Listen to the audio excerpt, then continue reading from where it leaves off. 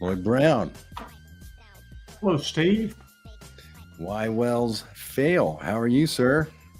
Man, I am all the good. I had a great weekend. Lots of fun things. It was Raider Power Day down in Lubbock last week, and so we had the Energy Alliance and all kinds of good fun thing. And 65,000 of your closest friends were in the stadium for 3 minutes into the game, and then we had a 2.5 hour rainstorm. So Wow. yeah, kind of killed the mood for a little bit, but we Yeah. still were victorious. Powered through, they did. So today, Lloyd, the topic you wanted to talk about is about ShaleFlo. And it's a patented product that you guys have. We haven't talked about it very much, but it was designed because there's a silent killer lurking in those wells. And a well doesn't just get strangled immediately. It can be slowly strangled by these silent killers hiding in the formation. Pyrite, oxidation, fines, migration, stubborn emulsions. Let's talk about that and why it's important and where ShaleFlo came from. What did you notice? What was going on? Why did it end up? And how does it fit into the refined completion process? Well, in our patenting process, because we have an ability to now measure the impact of each fluid and what's in that fluid, we were able to go in and start isolating specific components of products. For example, different types of surfactants, and them individually, whether they were beneficial to bringing in dynamic equilibrium, or if they were disruptive to dynamic equilibrium, or if they created additional negative impacts that kept us in a place of disruption, which you were talking about, emulsions or fines, or the degradation that generates CO2 and H2S, all of those things. We're able to start looking at the individual impacts and how much is or could you do too much? It made me start thinking of the other process patent that I'm most familiar with was the patent tied to Lipitor. And Lipitor, as a heart medication, allowed folks to, first, the patent was for anything that used that mechanism to inhibit deposition of lipids in the heart. They owned it, and it took 18 years for Merck to overcome it with can't even remember the name of it, Crestor, I think.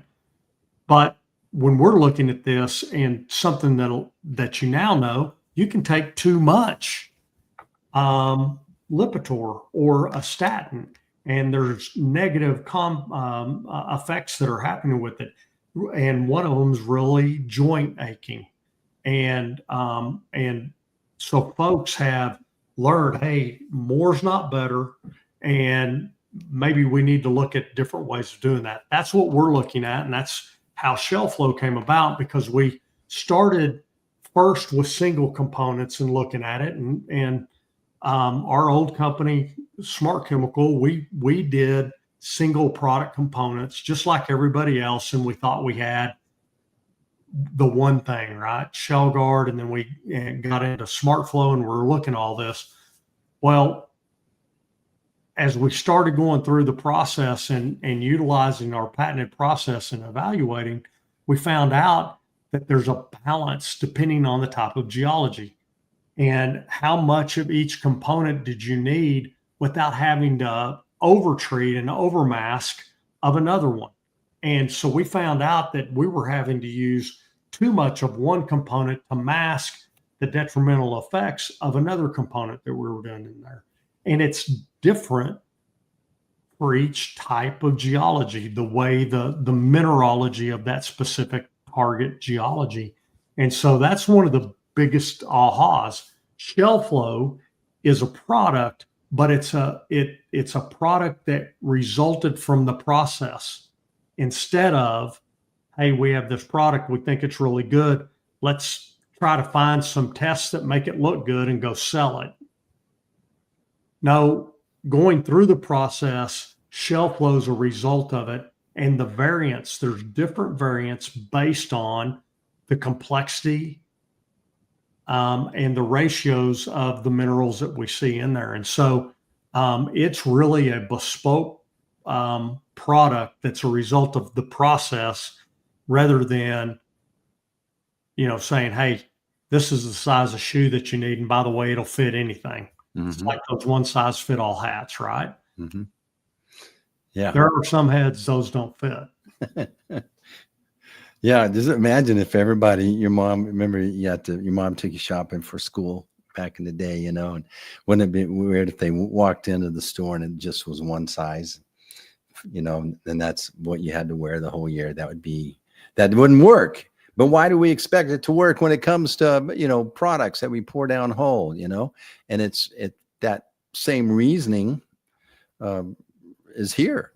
And what I love about it is not, hey, I got this on the shelf here, this will work in this situation. You guys are taking your audit, doing your investigation, and then designing a perfect application for that particular hole. And, and we don't live in a perfect world. If we have the perfect ability to type this, but when we're utilizing AI, and there's a lot of great database work that's been done that we can type. Now, we might not be as, we might not have a long range rifle where we're able to really target it if we don't have, for example, the drill cuttings to look at along the well bore. But we do have the ability to go, okay, this specific area, this is what it typically looks like based on all these different data points that we have, and we can dial it in. But the thing is the vast majority of companies are using the same thing everywhere, and they're, without knowingly, they're creating damage that they can't recover from. And you may not see it for the first 30, 60, 90 days, but there's a point where you pretty much can fall off a cliff, and that's what we're protecting against. Yeah, these things add up. And what, in these conversations that you and I've had, I've learned a lot about all there's many variables that you need to manage or keep. What I like, your dynamic equilibrium. You're going down, you're causing this chaos, you're fracking, you're disturbing the static formation. But Correct. Then what optimizes the capture of the hydrocarbon is to bring that chaos, get it under control, and have it in dynamic equilibrium where you're just right, you're just sinking. And so all the variables that are in play here, I love how your process addresses those in different ways. And ShaleFlo is one of those ways to address some of those variables. And, the other thing that's bespoke about it is whether or not we're using fresh water or we're using produced water or a blend thereof, there's just so much that has to be taken into account to make sure you have the right balance to get to that dynamic equilibrium. And then let's throw in another variable. If you have a pad with, let's say, 6 wells, and 3 are targeting Wolfcamp A and 3 are targeting the B platform, and those have some pretty dramatic differences between the two of them, our process is going to let us find the best solution to treat both of those. They may not be the most perfect optimum for the A or for the B, but it's going to allow us operationally to be able to take care of it. And while it's not perfect, we know we can keep both of them in dynamic equilibrium. And then there's another part of the ShaleFlo process is if one of those zones, for example, the A is more volatile, we can bring in a supplementary boost for just those wells when we're fracking them, but still have the base ShaleFlo. And so it's really given us the ability to meet multiple different challenges through one base product. Mm-hmm. I just learned something new. I didn't never imagine that one pad could be attacking two geologies. Yeah, some of them will be up 3 or 4 we've seen per pad. So, wow. So then you're just multiplying all the variables that you need to be monitoring and addressing. that's correct. The refine process allows this. You're monitoring the water as it returns, so you're keeping a finger on the pulse of what's going on, and therefore you can address it going in with a plan, with your audit or your your cuttings investigation. But then you can measure your success as you go live on these. And it never occurred to me that you could be addressing that 3 or 4 formations or at one time. Absolutely. And, that's something that most companies don't monitor whether or not they've been successful. Matter of fact, I don't know any of companies that are providing a commoditized solution for this. They go in with their customer, they frack the well, and they have no real service after the sale. Well, our service after the completion process is taking place is a minimum of a 6-month post-completion commitment to measuring until we get to a place that we've measured the ability for the impact to have happened, and we're just getting the reservoir water back now, not the fluid that we fracked with. And that's another big component of the ShaleFlo and the Pathfinder process. Is that we have a commitment post completion to make sure that we kept our promise, and we have the method, the only method in the world that is patented to do that. Wow. It goes to my head that, in these multiple formation platforms where some wells would be pumping on all cylinders, hopefully, right? But then it would seem, or I would think, if you got different geology, but you used a one-size-fits-all solution, that some of those wells wouldn't be performing like the others, or you would have differentiation. Is that wrong? And here's the thing. Understanding why they're not performing, if it's what it's always been done, and that's somewhat of the challenge that we have, is that there's been one way of doing things. You don't know what you missed out on. Mm-hmm. You think you had good geology. All the typical methods of measuring the type of hydrocarbon are there, but the methods to measure the disruption are not. And that's the uniqueness of what we bring. We measure the level of disruption that happens at fracking with and without a process to suppress that disruption. And that's the real key. So you're measuring the disruption, you're bringing it into dynamic equilibrium, and then I would assume that now we're pumping and we're producing optimal hydrocarbon, or extracting the optimal amount of hydrocarbon. That's ultimately the goal. I don't know what we don't know what optimal is. We know we never get it all out. And I had this conversation with a company this weekend. Do you get 10% or 12% of the available material? Well, if you get an additional 40% over the baseline, you're still only going to be getting 16% of what's available. But it's, again, do you have any granite in your house? Yeah. That's more porous than a lot of the geology that we're fracking right now. And I would never say it was porous. If you ask me, do you think that? You wouldn't think it is, but the porosity, the ability for these fluids to flow through this, because you got pressure, you got temperature, and that's what the fracking is. It's like going in and cracking all of that granite slab and creating a much more surface area for that oil to migrate and ultimately make it into your wellbore. And because it is so tight, the impact of the disruption keeps that migration from happening. You've created more surface area, but then that surface area closes off from either clay swelling, clay migration, or you've now got the kalinitic effect and you've got this carbonate coming off and it's perpetuating itself in CO2 and then different kinds of scales from that happening.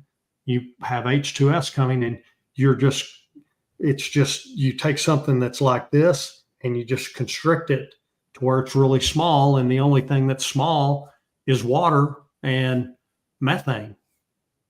And you make the kind of gas that nobody really wants. So it's, but again, it's this constant learning that we have and the ability to now measure that impact. And, we think there's probably other things out there to go measure.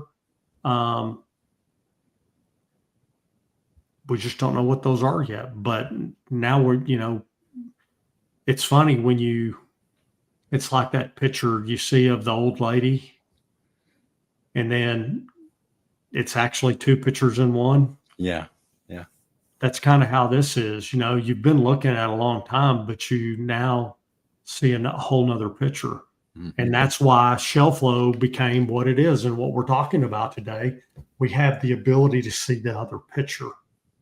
And so instead of saying a one size fits all, and we've been in a place as an industry that one size fits all, now we know that each one of these wells looks better with a bespoke solution. You ever had a handmade suit or a handmade pair of boots or anything? Mm-hmm. It's nice to have something that just fits you, right? Mm-hmm. Well, that's our goal. That's what ShaleFlo is. It's a bespoke solution based on the Pathfinder process, which is taking a geology that's in disruption from fracking and putting it in dynamic equilibrium. I guess, we could start using ZZ Top Sharp Dressed Man, mm-hmm. our theme song, because that's ultimately our goal is to have every well sharply dressed. Yep. And the thing is, it's producing a higher percentage of hydrocarbon, but then you're also reducing all the negatives of damage on your equipment that has to be addressed later. That's right. We're having to remove things from the water, so there's other things. When you get that suit just right, then there's a lot of compounding. Yeah. A lot of compounding is even true miles below the earth. Absolutely. ShaleFlo. Is there anything we need to cover about that? I think that's a really good place, and hopefully, and I do appreciate the folks that are asking us questions post show, and it's I'll just tell you, Steve, thank you for encouraging me to do this because it's opened up a lot of conversations, and I think it's been really helpful that you're not somebody that's in the industry. You have fresh eyes and you have fresh questions, and that's been really, really helpful. Well, awesome. I love it. I'm learning a lot, and I'm just, my job is to ask the stupid questions, and your job is just to flow because you have it all in there, but hardly ever do you ever really get to talk about all the various areas, right? Absolutely. Well, good. So let's say someone's been listening. They want to have one of those conversations with you, how do they connect? Lloyd at refinedcompletions.com, actually Lloyd.Brown at refinedcompletions.com, and then at Refine C Lloyd B here on our platform on Instagram and X, and then our website, which you got right there, refinedcompletions.com. That's kind of nice. It all comes together. It's been a long process. Hey, we got a comment here. Let's just address this right quick. Environmental footprint would be a great topic to go over. Okay, Junior, thank you. And hello, good to see you. And I saw you were planning on being on today. Thanks for joining us, Junior. Appreciate it. Yeah, well, let's get that on the agenda and talk about it. Absolutely. All right. Well, thanks for listening to another episode, watching another episode of Why Wells Fail. It's Lloyd Brown. Reach out, talk to him, have a side conversation there. Let's get something going. And we'll see you next week on another episode of Why Wells Fail. And that's a wrap.